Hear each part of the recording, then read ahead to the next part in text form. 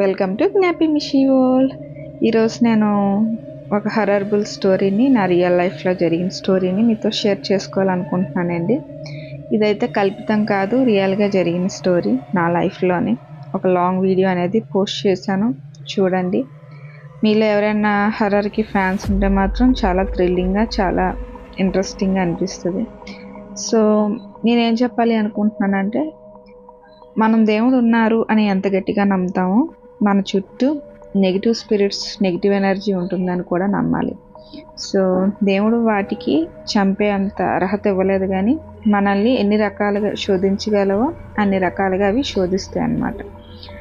So శోధన అంటే ఏంటి? టెంప్టేషన్స్. అవి నా జీవితంలో అవి ఎలా చేసాయి అనేది నా స్టోరీస్లోని నేను ఎంత స్ట్రాంగ్గా ఉన్నాను, అలాంటి సిచ్యువేషన్లో కూడా దేవుడు నాకు ఎంత హెల్ప్ చేశారు అనేది నేను నా వీడియోలో షేర్ చేశాను, చూడండి. Thank you.